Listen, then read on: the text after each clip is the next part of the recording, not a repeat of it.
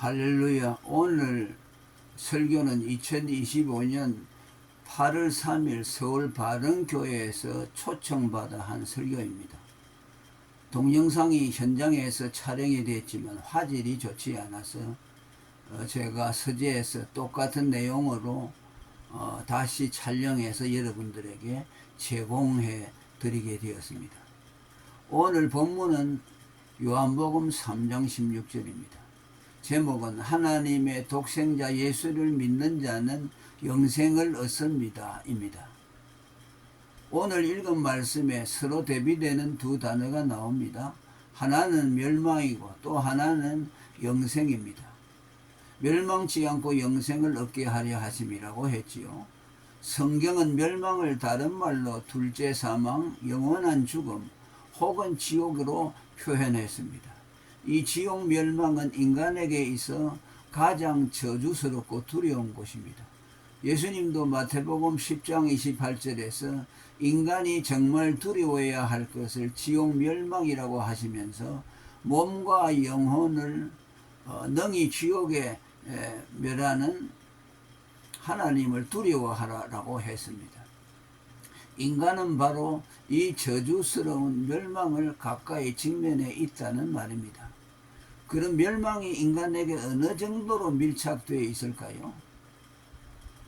오늘 본문의 표현을 보면은 이 땅에 살고 있는 인간은 그가 비록 범죄한 죄인일지라도 이 땅에서 호흡하고 있는 한 아직 멸망에 빠뜨려지진 않고 멸망의 직면에 있다는 그런 뜻이 함의되어 있습니다.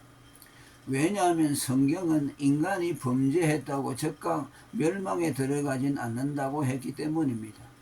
실제로 우리 조상 아담이 창세기 2장 17절에 따 먹으면 정령 죽으리라는 말씀을 어겼을 때 아담과 그 후손에게 죽음이 왔지만 그것이 곧 지옥 멸망에 떨어진 것은 아니었습니다. 그럼 죄인은 언제 멸망에 들어갑니까? 육체의 죽음을 통해서입니다. 그 죽음을 통해 어떤 사람은 멸망으로 어떤 사람은 영생으로 들어갑니다. 이 점에서 육체의 죽음은 영생과 멸망의 갈림길이라 할 수 있습니다. 사람들은 육체의 죽음이 불행한 이유를 대개 삶을 마감하게 된다는 점 때문이라고 생각합니다만 사실은 그것을 통해 멸망에 들어가기 때문입니다.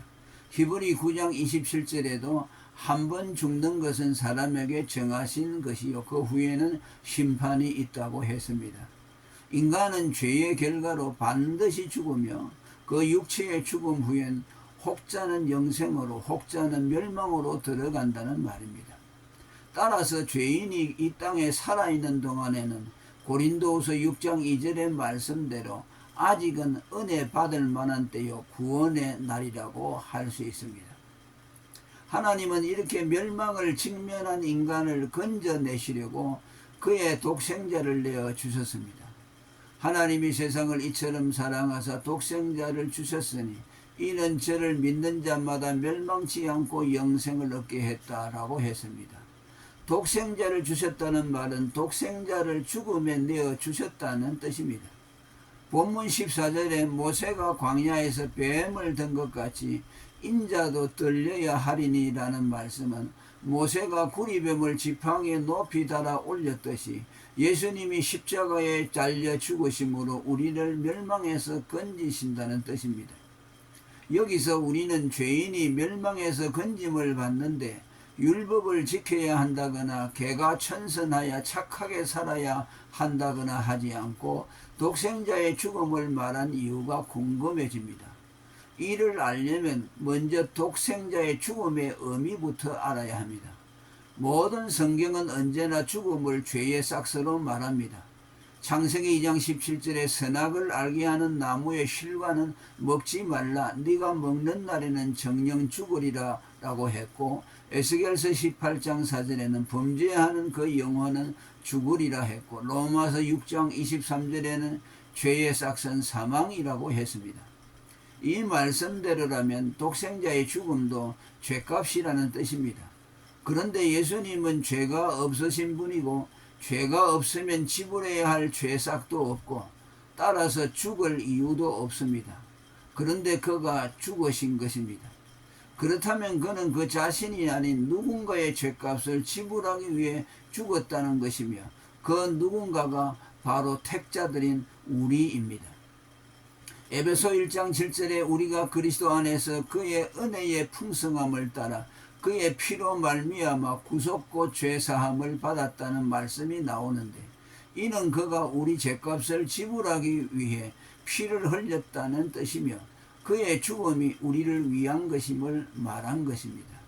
이 말씀 외에도 성경은 그리스도의 죽음을 말할 땐 언제나 우리 죄를 구속하기 위해 우리를 대신해서 죽었다는 표현을 썼습니다.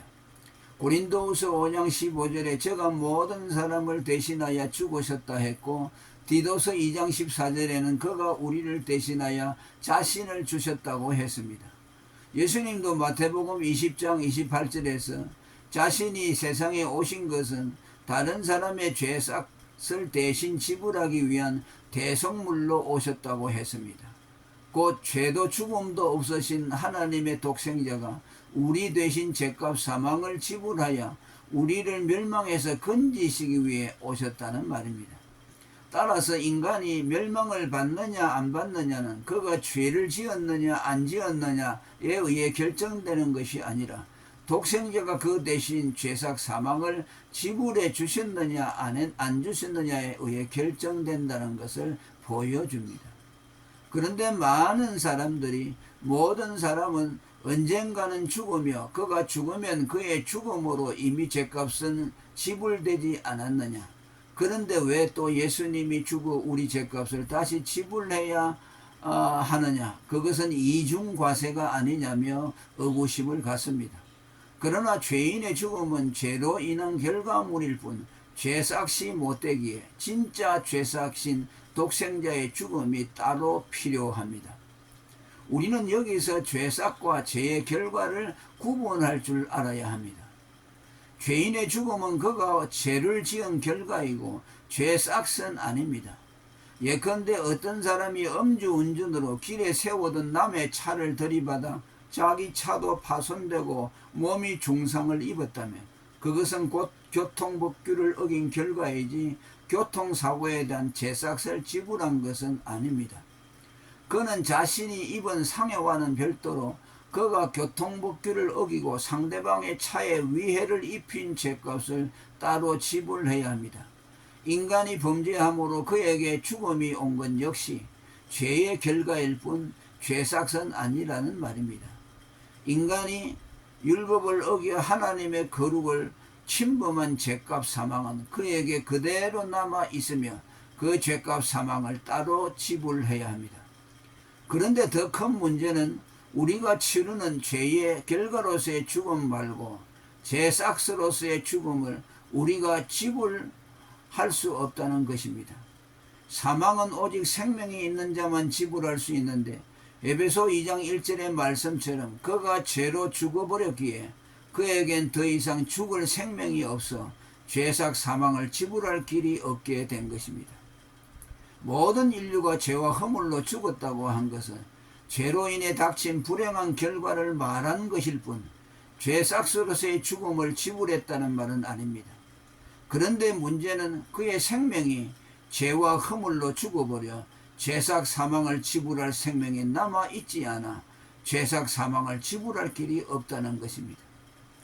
이런 인간의 절망을 아시는 하나님이 죄가 없으시고 죽음이 없으신 참 생명이신 하나님의 독생자에게 사람의 몸을 입혀 우리를 대신해 십자가에 죽게 하심으로 우리의 죄삭을 지불하게 하신 것입니다. 로마서 8장 3절에 율법이 육신으로 말미암아 연약하여 할 수 없는 그것을 하나님은 하셨다라고 했습니다. 생명이 없어 율법이 요구하는 죄삭 사망을 지불할 수 없는 그것을 하나님이 대신 하셨다는 말입니다. 그것을 어떻게 했습니까? 3절의 죄를 인하여 자기 아들을 죄 있는 육신의 모양으로 보내어 육신의 죄를 정하사 우리에게 율법의 요구를 이루어지게 함으로써입니다. 아들에게 육신을 입혀 그 육신이 죽음을 당케 함으로 율법의 요구인 죄삭 사망을 지불하여 우리에게 율법의 요구가 이루어지게 했다는 말입니다. 그리고 하나님이 우리를 멸망에서 건지시려고 독생자를 죽음에 내어주신 이것을 하나님의 사랑이라고 했습니다. 하나님 사랑의 본질을 말한 것입니다.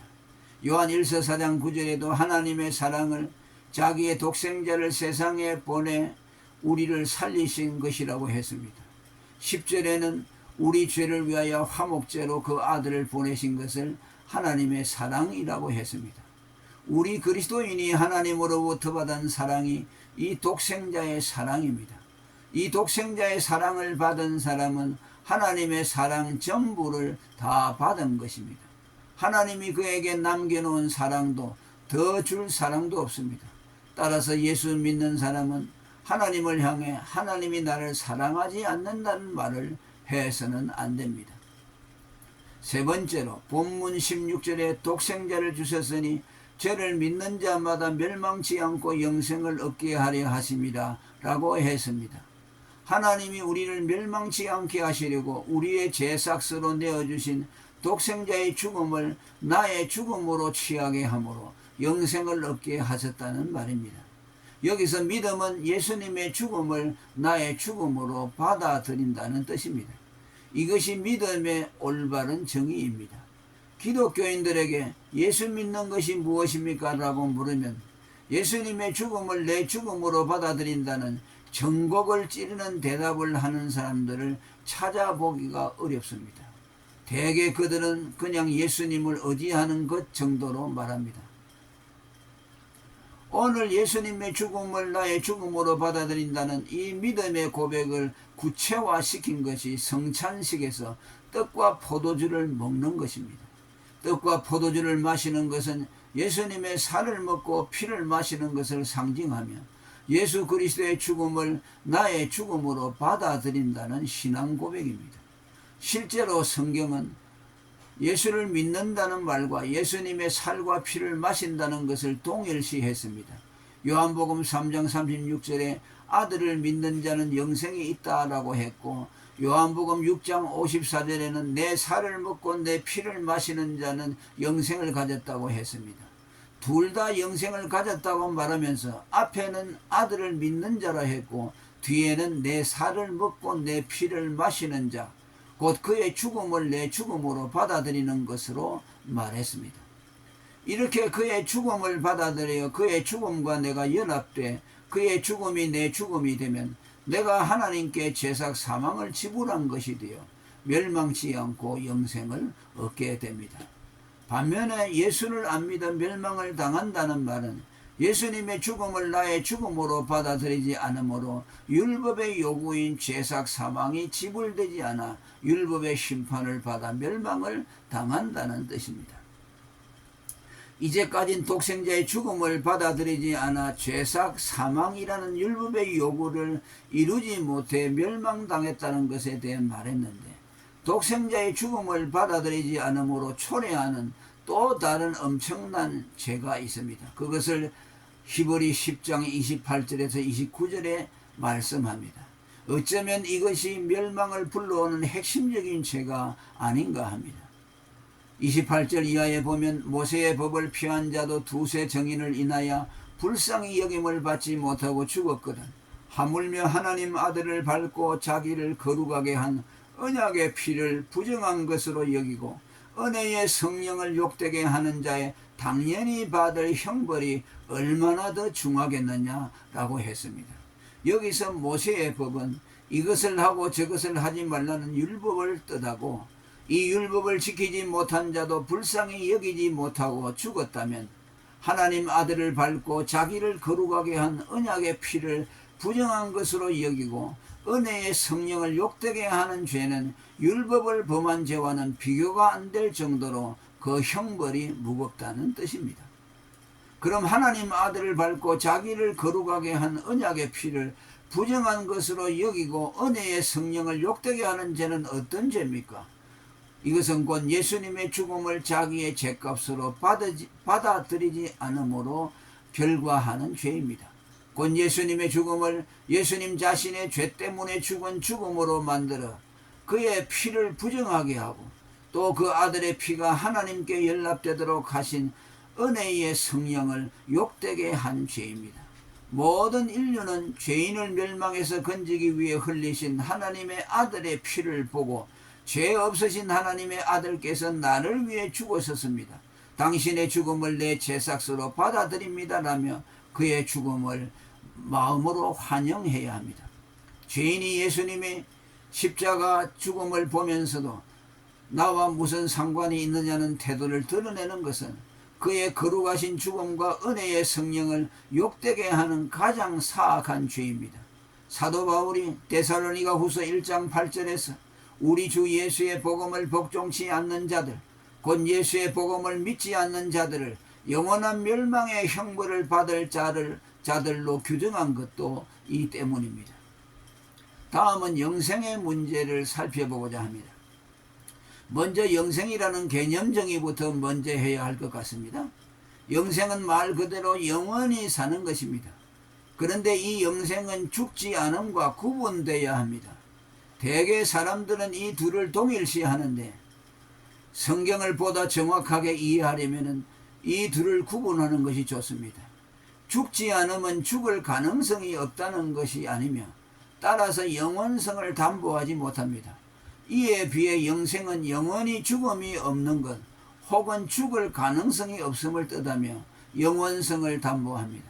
아담이 범죄하기 전에 죽음이 없었던 상태였지 영생의 상태는 아니었습니다.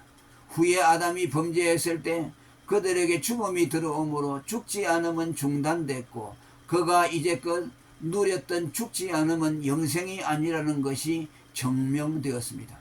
이는 죄가 없었던 에덴에선 죽지 않음만 있었지 영생은 없었다는 말입니다. 죄가 없는 동안 세상엔 죽지 않음이 유지되다가 죄가 세상에 들어오니 죽음도 들어왔습니다. 죽음 없는 세상은 죄 없었던 시절의 한시적인 것이었습니다. 로마서 5장 12절에 이름으로 한 사람으로 말미암아 죄가 세상에 들어오고 죄로 말미암아 사망이 왔다고 했습니다. 그러나 영생은 어떤 경우에도 결코 중단됨이 없습니다. 만일 어떤 사람이 영생을 얻었는데 무슨 일로 인하여 영생을 상실하거나 빼앗겼다면 그는 본래 영생을 가졌던 사람이 아닙니다. 영생은 어떤 경우에도 상실되지 않기 때문입니다. 요한복음 10장 28절에 내가 저희에게 영생을 주노니 영원히 멸망치 아니할 터이요 또 저희를 내 손에서 빼앗을 자가 없다라고 했습니다. 영생을 얻은 자에게 설사 육체의 죽음이 엄습한다 해도 영생은 상실되지 않습니다. 요한복음 11장 25절에 나는 부활이요 생명이니 나를 믿는 자는 죽어도 살겠고 무릇 살아서 나를 믿는 자는 영원히 죽지 아니한다고 했는데 여기서 나를 믿는 자는 죽어도 산다는 말은 육체의 죽음으로도 영생이 상실되지 않는다는 말이고 무릇 살아서 나를 믿는 자는 영원히 죽지 아니한다는 예수 믿어 흉생한 자에게는 영원히 죽음이 없다는 것을 말한 것입니다. 그런데 아이러니한 것은 무죄했던 아담에겐 겨우 죽지 않음만 있었는데 범죄한 죄인이 예수를 믿을 때 영생이 주어진다는 것입니다. 저를 믿는 자는 멸망치 않고 영생을 얻게 하려 하심이라는 멸망을 직면하고 있는 죄인이 예수님을 믿으면 영생을 얻는다는 뜻입니다. 이는 영생이 의인이 아닌 죄인에게 약속된 것이라는 것을 뜻합니다. 로마서 6장 23절에 그리스도 예수 우리 주 안에 있는 영생이라 했고 디모데후서 1장 1절에 그리스도 예수 안에서 약속된 생명이라고 했습니다. 그리스도 예수 안에 있는 영생이란 죄인에게 있는 영생이라는 말입니다. 왜냐하면 그리스도는 죄인에게만 필요하기 때문입니다. 만일 인간에게 죄가 없었다면 그리스도가 오시지 않았을 것이고 그리스도가 오시지 않았다면 그리스도 예수 안에 있는 영생도 없었을 것입니다. 그리고 그리스도 예수 안에 있는 죄인에게 영생이 주어진다는 말은 그리스도의 공로로 값없이 은사로 주어진다는 뜻입니다. 만일 죄 없는 의인이 영생을 얻는다면 그것은 자기의 공로로 얻는 것이라고 말하겠지만 영생을 받을 자격도 공로도 없는 죄인이 그것을 얻는다면 그것은 순전히 값없이 주어지는 것입니다. 그래서 로마서 6장 23절에도 영생을 그리스도 예수 안에 있는 은사라고 했습니다. 디도서 3장 7절에도 우리로 저의 은혜로 의롭다 하심을 얻어 영생의 소망을 갖게 했다고 했습니다. 예수 그리스도를 핍박하고 교회를 잔해했던 죄인 중의 괴수 사도 바울이 예수 믿고 영생을 얻을 수 있었던 것도 주의 은혜가 그리스도 예수 안에서 넘치도록 풍성한 결과였으며, 자기 같은 극악무도한 죄인이 구원을 받은 것은 어떤 극악한 악인도 영생의 은혜를 입을 수 있음을 후대 사람들에게 본으로 보이기 위함이었습니다. 그리고 영생은 다만 시간적으로 영원히 산다는 것이 아닙니다. 만일 영생이 다만 죽지 않고 영원히 산다는 시간 개념만 갖고 있다면 그것은 축복이 아닌 저주일 수 있습니다. 이는 타락한 인간의 삶은 죄와 고통과 슬픔으로 점철되어 있기 때문입니다. 그리스도인이라고 예외가 없습니다. 욥기 5장 7절에 인생은 고난을 위해 났나니 불티가 위로 나름 같다라고 했습니다. 만일 영생이 죄된 삶을 끝없이 산다면 그것은 고통이지 축복이 아닙니다. 만일 누가 쉼없이 고통을 안겨주는 지독한 병에 걸렸다거나 견딜 수 없는 인생의 질고에 연루되어 있다면 영원히 산다는 것은 그에게 축복이 아닌 저주입니다. 또한 영생은 죽은 후 천국에 들어가서는 누리는 것이 아닌 이 땅에서부터 이미 시작되고 현재적으로 누립니다. 곧 그리스도 예수 안에서 영원한 하나님의 사랑과 생명을 누리는 것을 통해서 영생을 경험하게 하셨습니다. 요한복음 3장 36절에도 아들을 믿는 자는 영생을 갖는다고 하질 않고 현재의 영생을 소유하고 있다라고 했습니다. 요한일서 5장 13절에도 내가 너희에게 이 편지를 쓰는 것은 하나님의 아들의 이름을 믿는 너희에게 이미 영생이 있다는 것을 알게 하기 위함이다 라고 했습니다. 찬송가 436장에 보면 새 생명 얻은 자 영생을 누리니 주님을 모심만 새 하늘이로다. 영생을 누리며 주 안에 살리라. 오늘 또 내일 또 주 함께 살리라 라고 노래했습니다. 로마서 14장 17절에도 영생 천국의 삶을 단지 시공간의 개념이 아닌 누림의 개념으로 말했습니다. 하나님의 나라는 먹는 것과 마시는 것이 아니요 오직 성령 안에서 의와 평강과 희락이라라고 했습니다. 성령 안에서 누리는 의, 평강, 희락을 통해 영생 천국을 미리 경험하게 하신 것입니다. 누가 그리스도 안에 있는 영원한 하나님의 사랑과 생명을 누리면서 단 며칠을 살고 갔다 해도 그는 영생을 살고 간 것입니다. 반면에 1000년, 2000년 아니 영원히 육체가 죽지 않고 살아도 이 그리스도 안에 있는 영원한 하나님의 사랑과 생명을 누리지 못한다면 그것은 영생을 사는 것이 아닙니다. 그리고 그 믿는 자의 영생은 단지 현재에서 미래를 지향하지 않고 영원전으로 소급하여 출발케 하며 현재를 거쳐 미래를 향해 나아갑니다. 믿는 자마다 멸망치 않고 영생을 얻게 하려 한다는 예수를 한다는 말씀은 예수를 믿을 때 비로소 영생이 시작된다는 뜻이 아닙니다. 만일 믿을 때 비로소 영생이 시작된다면 그것은 영생이라고 할 수 없습니다. 왜냐하면 영생이란 말 자체가 시작도 끝도 없는 영원부터 영원까지 이어지는 것이기에 중간에 훅 하고 들어올 수도 없고 훅 하고 나갈 수도 없기 때문입니다. 우리의 영생은 영원에서 시작하여 영원까지 이릅니다. 내가 하나님을 알기 전, 내가 세상에 있기 전부터 하나님은 나를 알고 사랑하셨으며 후에 펼쳐질 미지의 세계 속에서도 여전히 하나님은 나를 사랑하실 것입니다. 주 예수 내가 알기 전 날 먼저 사랑했네. 그 크신 사랑 나타나 내 영혼 거듭났네. 시편 139편 16절에도 내 형질이 이루기 전에 주의 눈이 보셨다고 했습니다. 이는 내가 사람의 형체를 잊기 전에 이미 나를 알고 사랑하셨다는 뜻입니다. 예레미야 31장 3절에도 내가 영원한 사랑으로 너를 사랑한 거로 인자함으로 너를 인도했다고 했습니다. 로마서 8장 29절에도 하나님이 미리 하신 자들이라고 한 것은 영원전부터 사랑한 자들이라는 뜻입니다. 야곱에 대한 하나님의 사랑도 영원부터 시작된 사랑이었습니다. 로마서 9장 11절에도 그는 그 자식들이 아직 나지도 아니하고 무슨 선이나 악을 행하지 아니한 때에 태가야 내가 야곱은 사랑하고 에서는 미워했다라고 했습니다. 우리 역시 야곱처럼 아직 나지도 않았을 때 우리가 선과 악을 행할 줄 알기 전부터 하나님이 우리를 일방적으로 사랑하셨습니다. 우리 죄로 우리가 하나님과 원수되었었고 우리가 하나님을 대적하던 때도 그는 여전히 우리를 사랑하셨습니다. 하나님은 우리가 그에게로 돌이킬 때까지 우리를 일방적으로 짝사랑하시면서 우리로 하여금 멸망에 이르지 않도록 우리를 보존해 주시고 우리가 돌이킬 때까지 기다려 주셨습니다. 그리고 그 영원전에 시작됐던 영원한 사랑은 앞으로도 영원히 이어질 것입니다. 하나님이 우리를 버리실 수 없는 이유가 여기 있습니다. 초시간적인 영원에서 영원까지 이어지는 영원한 사랑이 유한된 시간 속에서 발생되는 우리의 잘못과 실수로 인해서 그것이 무효화되거나 중단될 수가 없습니다. 어떤 이유로 만일 우리에 대한 하나님의 사랑이 중단된다면 그것은 영원한 사랑 곧 영생일 수가 없습니다. 그리고 다섯 번째로 이렇게 영생에 이르게 하신 택자들을 하나님이 세상에 그냥 모래알처럼 흩어진 채로 버려두지 않고 우리들을 끝까지 보호해 주시고 그 영생을 보장해 주십니다. 예수를 믿는 자마다 멸망치 않고 영생을 얻게 하신다는 말씀은 예수 믿고 영생을 얻게 한 자들을 천국에 이르도록 끝까지 책임지고 보존하신다는 말이기도 합니다.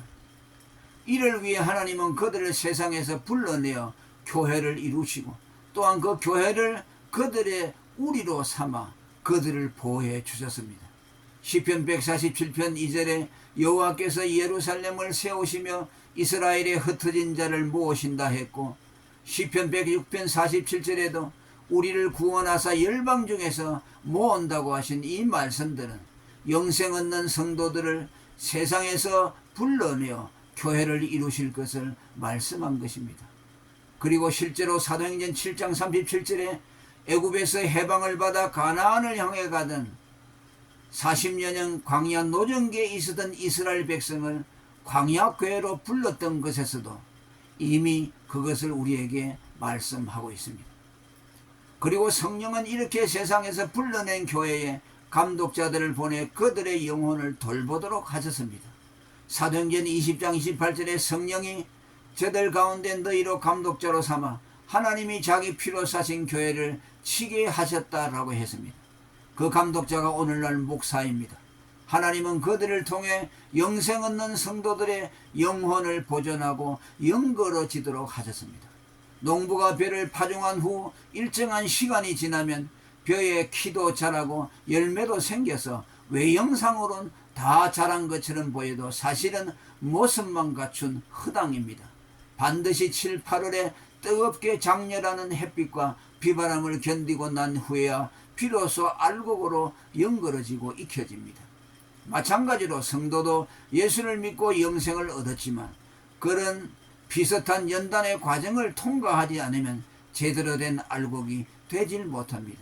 사도행전 14장 22절에 우리가 하나님의 나라에 들어가려면 많은 환난을 겪어야 할 것이라고 했습니다. 이는 성도가 당하는 환난이 하나님 나라에 들어가는 공로가 된다는 말이 아닙니다.